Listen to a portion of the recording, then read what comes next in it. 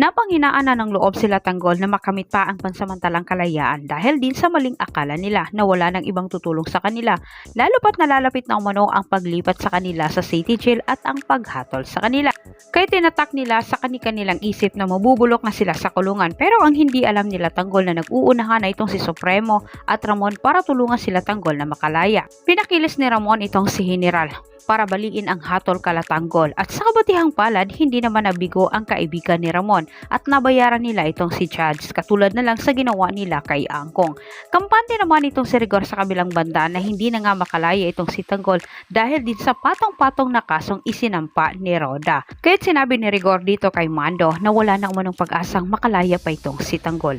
Samantala, nagtangka naman itong si Tanggol na tumakas sa araw mismo ng paghatol sa kanila sa paglipat sa city jail, pero hindi umayon ang panahon sa plano ni Tanggol, lalo na ang mga kaibigan nito sa masamang binabalak ni Tanggol. Anila, dalawa lang umano ang paglalagyan sa kanila kapag ipagpatuloy pa ni Tanggol ang binabalak nito. Mabubulok umano sila sa kulungan at mamamatay. Unang nilapitan ni Supremo itong si Berting na siya umano ang magbigay sa pera dito kay Tinding Pampiyansa kala Tanggol.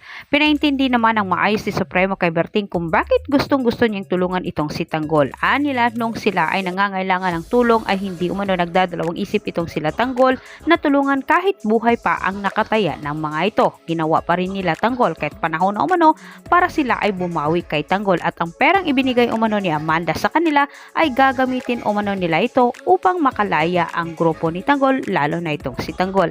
Sa kabilang dako naman, pinapaalam na nga ni Rigor kay Tanggol na sa araw na iyon ay babasahin na umano ang paghatol sa kanila. Dagdag pang pinatamaan ni Rigor itong si Tanggol ng masasakit na sila, kahit hindi naman napigilan ni Tanggol na tanungin itong si Rigor kung sino umano siya sa buhay nito. Ngunit hindi naman masagot ni Rigor itong si Tanggol ng diretsahan sapagkat hindi niya kaya na tawagin itong si Tanggol na anak at hindi rin niya kayang aminin kay Tanggol kung sino siya. Dumating naman ang abogado na ipinadala ni Ramon sa presinto. Nagulat naman itong si Rigor at palaisipan para sa kanya kung sino ang nagpadala ng tulong para kay Tanggol, at higit sa lahat, hindi rin ito masagot ni Tanggol. Sumunod namang sumulpot itong si Berting. Dala-dala ang malaking perang pampiyansa kala Tanggol at kanyang sinabi kala Tanggol na makalaya na umano ang mga ito pansamantala. Bagay na sobrang ikinagalit naman ni Rigor. At dito pa nagtatapos ang ating advance episode. Huwag mong kalimutang mag-subscribe para sa maraming karagdagang update.